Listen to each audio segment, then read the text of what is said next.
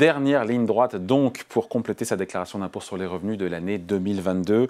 La date limite de dépôt a déjà expiré pour les contribuables qui ont déposé leur déclaration sous format papier.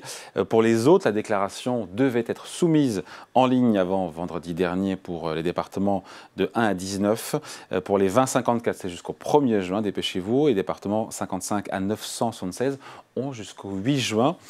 Voilà, et c'est l'objet de la vidéo aujourd'hui. Un bon moyen pour réduire le montant de son impôt final, c'est évidemment de ne pas passer à côté de ce qu'on appelle les niches fiscales. Bonjour, maître Jérôme Barré. Bonjour David. Avocat associé au sein du cabinet Yards, donc quasiment 40 millions de foyers fiscaux déposent une déclaration d'impôt sur le revenu, sont potentiellement éligibles aux niches fiscales. Rappelez-nous le concept de la niche fiscale, ça nous plaît. Il ne faut pas passer à côté, effectivement.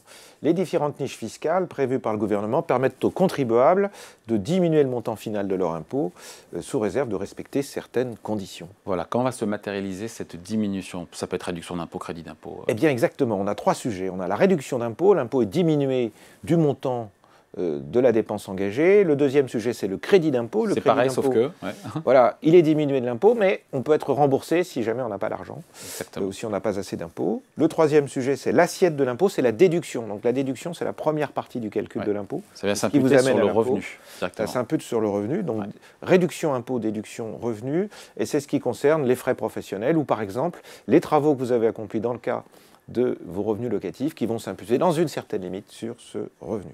Alors, quelles sont les niches fiscales préférées, plébiscitées par les Français? Je crois que c'est la niche, c'est le crédit d'impôt pour les salariés, emploi d'un salarié à domicile. C'est celle qui prend, effectivement, c'est le salarié à domicile. C'est 5 millions de contribuables qui en bénéficient. C'est pas tout à fait 5 millions. Un petit peu en dessous. Oui, c'est ça, c'est ça. C'est un crédit d'impôt qui est égal à 50% des dépenses qui sont effectivement supportées, retenu dans une limite annuelle de 12 000, qui peut être augmentée jusqu'à 15 000 euros avec 1 500 euros par enfant à charge.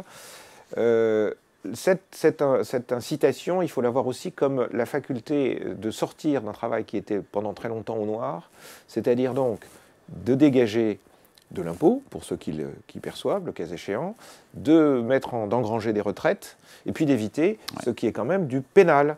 Et donc, la particularité de cette campagne déclarative, c'est d'avoir une petite subtilité par rapport à ce que nous avions auparavant, c'est de décortiquer un peu quelques opérations concernant les salariés à domicile ou les personnes que l'on oublie. Donc viennent ensuite les...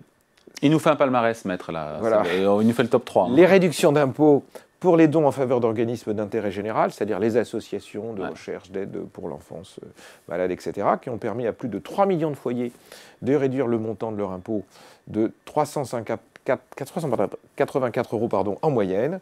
Et la réduction d'impôt est égale à 66% du montant des versements dans la limite de 20% des revenus du revenu imposable de le foyer. Ces dons peuvent être également consentis à des organismes qui sont en faveur de personnes en difficulté, et la réduction est alors de 75% dans la limite de 1 000 euros. Donc, emploi d'un salarié à domicile, la préférée des Français, niche fiscale, ensuite les dons, et il nous en reste une troisième. Le crédit d'impôt pour la garde de frais, pour les frais d'enfants, les gardes d'enfants en dehors du domicile. Vous vous souvenez, on en avait déjà évoqué.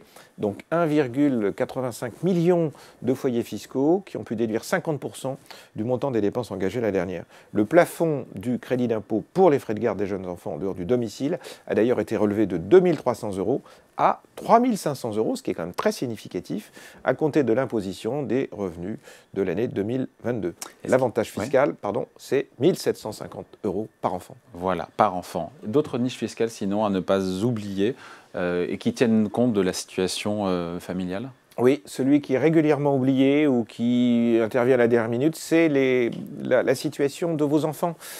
S'ils sont scolarisés au collège, une réduction de 61 euros. S'ils sont au lycée, une réduction de 153 euros par enfant. Hein.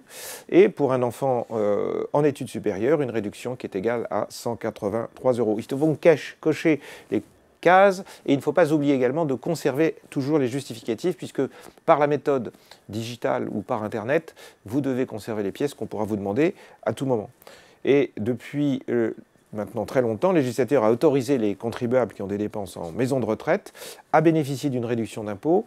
Celle-ci est de 25% des sommes réglées pour l'hébergement et la dépendance durant l'année, avec un plafond global de 10 000 euros par personne hébergée. Le montant maximal de la réduction d'impôt s'élève donc à 2 500 € par personne hébergée. Situation très fréquente, ce sont les enfants qui aident un parent, un grand-parent ou leurs beaux-parents à payer la maison de retraite. Malheureusement, la réduction d'impôt n'est pas accessible à un descendant, même s'il prend en charge l'EHPAD. Il faut en effet que ce soit la personne concernée qui paie l'établissement directement pour avoir le droit à la déduction. En revanche, si vous participez aux frais d'hébergement en EHPAD de votre parent, vous pouvez faire dans le cadre de l'obligation alimentaire, c'est-à-dire que les revenus de la personne que vous voulez protéger, que vous voulez assister, sont très faibles et vous pourrez alors déduire la somme que vous versez au titre de la pension alimentaire. Votre parent n'a pas à déclarer la somme que vous déduisez dès lors qu'il ne dispose que de très faibles revenus, comme notamment ce qu'on appelle l'allocation de solidarité aux personnes âgées. Enfin, en cas de divorce, pardon pour cette litanie, mais la prestation compensatoire, le cas échéant... Non, mais on est exhaustif, hein, on est précis d'ailleurs. Précis et exhaustif. Donc, la prestation compensatoire, le cas échéant, ouvrira droit à une réduction d'impôt égale à 25% du montant fixé par le juge dans la limite de 30 500 €. Bon, il y a aussi les niches fiscales, il faut qu'on en parle, qui sont spécifiques à l'investissement immobilier. Et oui, les contribuables qui résident en France peuvent bénéficier d'une réduction d'impôt pour certains investissements immobiliers locatifs, concernant notamment des logements neufs ou assimilés, sous réserve de remplir des conditions qui sont liées au locataire et au revenu du locataire et la location. Il s'agit des investissements, on va les citer, on ne décrira pas tout, sous l'égide des dispositifs Pinel, de Normandie, Duflot, Cellier, Malraux ou Sancy-Bouvard. Tous les ministres ont eu leur dispositif. C'est comme ça qu'on sait qu'il a été ministre de l'immobilier, hein, enfin du logement. C'est à peu près ça. Depuis les investissements qui ont été réalisés en 2019, les contribuables non domiciliés en France peuvent bénéficier de la réduction d'impôt comme s'ils étaient domiciliés en France à la date de réalisation, enfin s'ils étaient domiciliés en France à la date de réalisation de l'investissement éligible.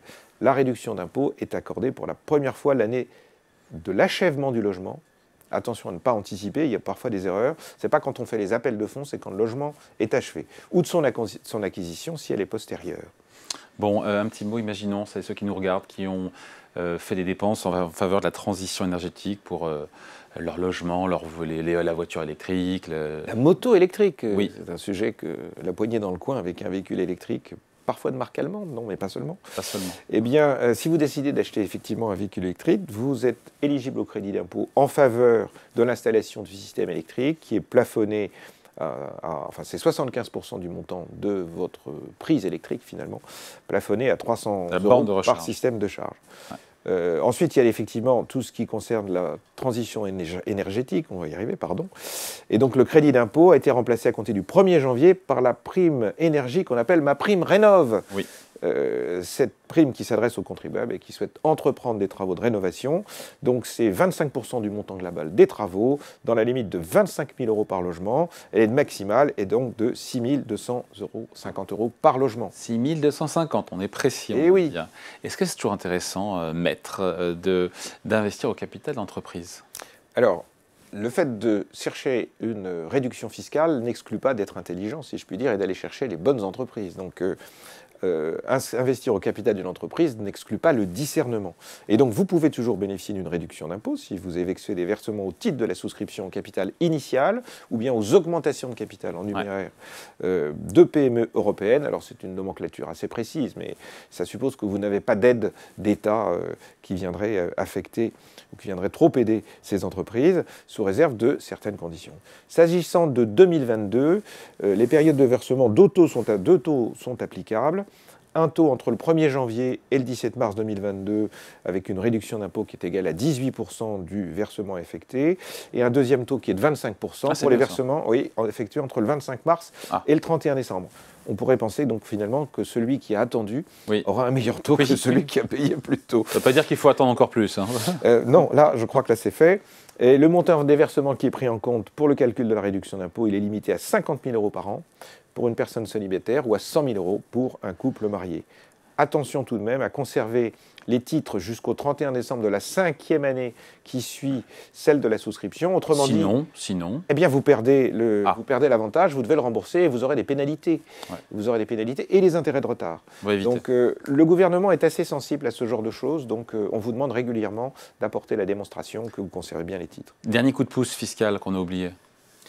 Introduit en 2021, afin de soutenir le secteur de la presse, le crédit d'impôt pour souscription d'un premier abonnement à la presse. Ça, c'est quelque chose qu'on ne sait pas. Souvent, surtout quand ce sont des enfants qui s'abonnent au sein du même foyer fiscal, il va vous permettre d'imputer 30% sans limite sur un abonnement de 12 mois. On pourrait dire je m'abonne maintenant pour 42 ans. Non, ça ne marche pas. Je m'abonne pour 12 mois, j'ai 30%, et que ce soit Science et Vie, un quotidien ou autre, vous pouvez diminuer dans cette limite. Voilà, et tout ça est limité. Et tout ça est limité à 10 000 euros. Il y a un plafond, c'est ce qu'on appelle le plafond des niches fiscales. On ne peut pas courir partout en se disant je vais accumuler mes niches fiscales comme des médailles. Le plafond global, c'est 10 000 euros. Toutefois, des niches fiscales ne sont pas concernées par ce plafonnement. Donc, d'une manière générale, sont visés tous les avantages qui sont accordés en contrepartie d'un investissement ou du paiement d'une prestation dont bénéficie le contribuable, par exemple l'emploi d'un salarié à domicile, les frais de garde des frais des enfants. Donc, en revanche, les plafonnements globaux ne s'appliquent pas, pardonnez-moi, ils s'appliquent à ce que je viens de citer, ils ne s'appliquent pas aux avantages fiscaux liés à votre situation personnelle ou à la poursuite d'un objectif d'intérêt général sans contrepartie. Des frais d'établissement pour personnes dépendantes, des dons aux organismes d'intérêt général ou les frais de scolarité des enfants, par exemple. Bon, avant de se quitter, juste, on fait ou pas, d'ailleurs, je pose la question, le lien avec l'impôt sur la fortune immobilière? Eh bien oui, parce que quand vous avez atteint les plafonds, par exemple en matière de dons qui seraient faits à des œuvres qui, elles, sont plafonnées, rien ne vous empêche d'aller souscrire à ce type de dons au travers de l'IFI et de réduire votre IFI dans ce cas-là. Donc vous avez une espèce de charnière autour de ce système. Et donc vous avez des niches fiscales, si je puis dire, au titre de l'impôt sur le revenu, mais également finalement au titre de l'IFI dans le cas des dons qui sont versés à des œuvres. Allez, merci beaucoup. Voilà donc pour cette vidéo. On voulait vous parler de ces niches fiscales que parfois, souvent, les contribuables oublient d'utiliser. Et c'est dommage parce qu'ils y ont droit. Merci beaucoup. Maître Jérôme Barré, avocat associé au sein du cabinet Yards. Salut. Merci David.